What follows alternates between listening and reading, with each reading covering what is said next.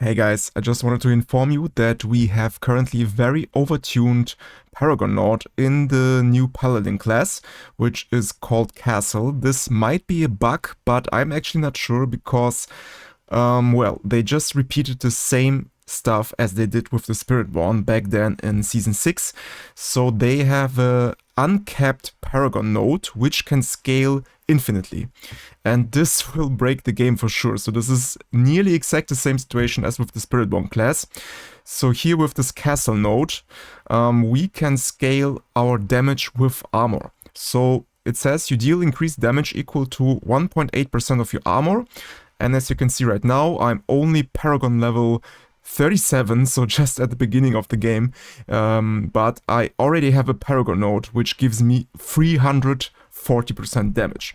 And as you can see here, we can very easily scale this. So if I just invest some more nodes into some total armor here, then you can see that it immediately goes up by another 30% in this case. So yeah, very broken bug or intended Paragon node just to break the game again, so everyone plays the Paladin class and it's just stronger as everything else. But yeah, very important to know. So it doesn't matter what build you play, you also don't even have to follow a guide. I would recommend you to explore the class by yourself. It's just a lot of fun to test all of these new skills. But just keep in mind that this node, yeah, it's just so powerful, you can make any build just with this node. So just play whatever you like, every skill that you like. Just take this castle node here and invest very heavily into armor.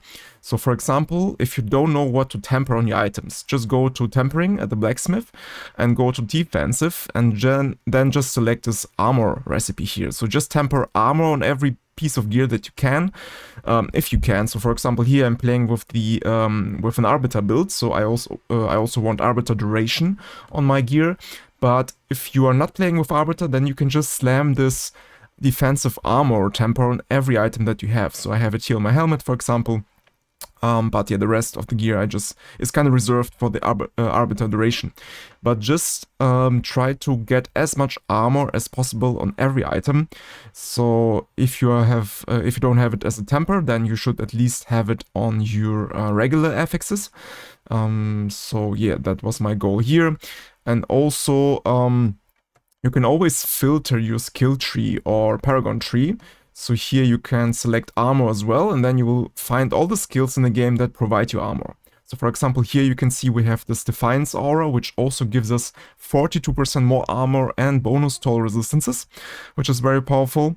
And then we, for example, have something like Mastercraft Work, which also increases our armor. And I'm sure we also have another one. Yeah, this one, 30% increased armor and block chance.